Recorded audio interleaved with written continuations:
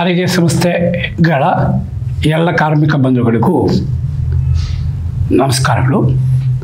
ಇವತ್ತು ಏನು ಸ್ಥಗಿತಗೊಂಡ ಚಟುವಟಿಕೆಯನ್ನು ಪುನರಾರಂಭಿಸುವ ನಿಟ್ಟಿನಲ್ಲಿ ಕೆಲವು ಮಾತುಗಳನ್ನು ಮತ್ತು ಹಲವು ಸಂಚಿಕೆಗಳಲ್ಲಿ ವಾಸ್ತವಾಂಶಗಳನ್ನು ವಿವರಿಸಲಿಕ್ಕೆ ಇವತ್ತು ತಮ್ಮ ಮುಂದೆ ಬಂದಿದೆ.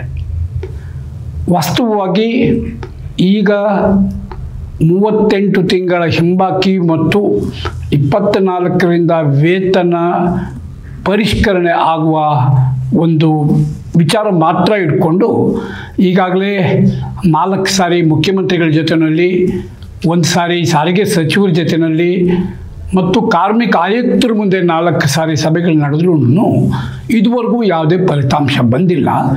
ಬದಲಾಗಿ ದಿನಕ್ಕೆ ಈ ಒಂದು ಸಮಸ್ಯೆ ಕಗ್ಗಂಟಾಗಿ ನೌಕರರು ಒಂದು ಹತಾಶರಾಗಿದ್ದಾರೆ. ಆದರೆ ಈ ಹತಾಶ ಸ್ಥಿತಿಯನ್ನು ಬಿಟ್ಟು ಮತ್ತೆ ಈ ವಿಚಾರ ಮುನ್ನೆಲೆಗೆ ಬರಬೇಕು.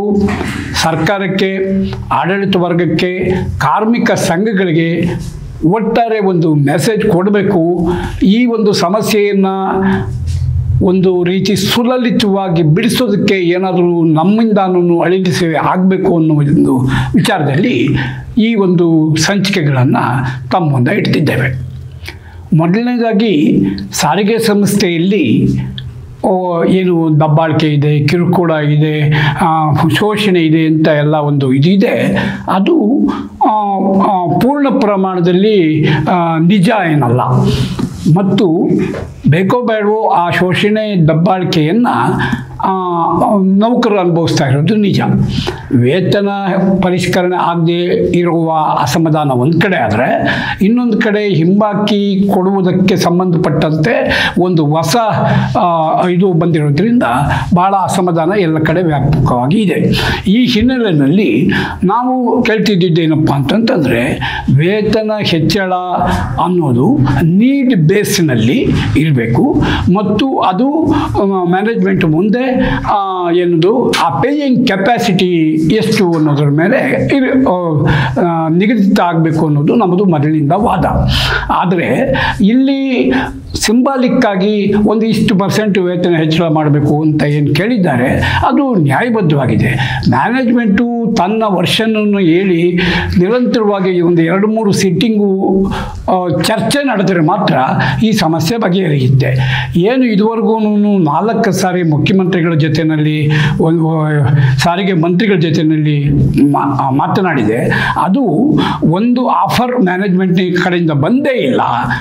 ಮ್ಯಾನೇಜ್ಮೆಂಟು ಇವರು ಕೇಳ್ತಾ ಇರೋದೇ ತಪ್ಪು ಅನ್ನೋ ರೀತಿಯಲ್ಲಿ ಬಿಂಬಿಸ್ತಾ ಇರೋದ್ರಿಂದ ಇದು ಒಂದು ತಡೆಯಾಗಿದೆ. ಅದೇ ರೀತಿ ಹಿಂಬಾಕಿಗೆ ಸಂಬಂಧಪಟ್ಟಾಗೆ ಹಿಂದಿನ ಒಪ್ಪಂದ ಯಾವತ್ತಾಯಿತು, ಯಾವತ್ತಿನಿಂದ ಕೊಡಬೇಕಾಗಿತ್ತು ಅನ್ನೋದ್ರ ಬಗ್ಗೆ ಸರ್ಕಾರವೇ ಅಥವಾ ಆಡಳಿತ ವರ್ಗವೇ ಏನು ಗೊಂದಲ ಒಂದು ಸೃಷ್ಟಿಸಿದೆ. ಆ ಹಿನ್ನೆಲೆಯಲ್ಲಿ ನೌಕರರು ಭಾಳಷ್ಟು ಆತಂಕದಲ್ಲಿ ಇದ್ದಾರೆ. ಅದರಿಂದಾಗಿ ಮೊದಲೇ ಇಮ್ಮಿಡಿಯೇಟಾಗಿ ಆಡಳಿತ ವರ್ಗ ಅದಕ್ಕೆ ಮುಖ್ಯಮಂತ್ರಿಗಳಿಗೆ ಇಲ್ಲಿ ಬಿಡಲಿ ಒಂದು ಆಫರ್ ಕೊಡಬೇಕು, ಕೂತ್ಕೊಂಡು ಚರ್ಚೆ ಮಾಡಬೇಕು. ಆ ಚರ್ಚೆಗೆ ಕಾರ್ಮಿಕ ಸಂಘಗಳು ಎಲ್ಲವನ್ನೂ ತಮ್ಮ ಒಂದು ವಾದವನ್ನು ಸಮರ್ಥವಾಗಿ ಮಂಡಿಸಬೇಕು. ಅದು ಬಿಟ್ಟು ಒಂದೇ ಪಟ್ಟಿ ಹಿಡಿದು ಕೂತರೆ ಇದು ಸಮಸ್ಯೆ ಬಗೆಹರಿಯುವುದೇ ಇಲ್ಲ. ಇನ್ನೂ 4 ಸಾರಿ ಆದರೂ ಸಹ ಒಬ್ಬರು ಮಹಾನಾಯಕರು ಹೇಳ್ತಾರೆ, ಇಷ್ಟು ವಿಷಯವನ್ನು ನಮ್ಮ ಜೊತೆಯಲ್ಲಿ ಚರ್ಚೆ ಮಾಡಿ ಒಂದು ಇತ್ಯರ್ಥಕ್ಕೆ ಬರೋದಕ್ಕೆ ಅಧಿಕಾರಿಗಳಿಗೆ ಏನು ರೋಗ ಅನ್ನೋ ರೀತಿ ಎಲ್ಲ ಮಾತಾಡ್ತಾರೆ. ಆ ರೀತಿ ಮಾತನಾಡುವ ಬದಲು ಸೌಹಾರ್ದ ಮಾತುಕತೆಗೆ ಮುಂದಾಗಬೇಕಾಗ್ತದೆ. ಸೌಹಾರ್ದ ಮಾತುಕತೆ ಅಂದರೆ ಕೊಡುಕೊಳ್ಳುವ ಗಿವ್ ಆ್ಯಂಡ್ ಟೇಕ್ ಪಾಲಿಸಿಯ ಮತ್ತು ಯಾವುದೇ ತಮ್ಮ ವಾದವನ್ನು ಮನವರಿಕೆಯಾಗುವಂತೆ ಮಂಡಿಸುವ ಮೂಲಕನೇ ಮಾಡಬೇಕಾಗತ್ತೆ. ಉದಾಹರಣೆಗೆ ಈ ತಿಂಗಳ 26ನೇ ತಾರೀಕು ಒಂದು ಕನ್ಸಿಲೇಷನ್ ಮೀಟಿಂಗ್ ಮುಂದೆ ಹೋಗಿದೆ.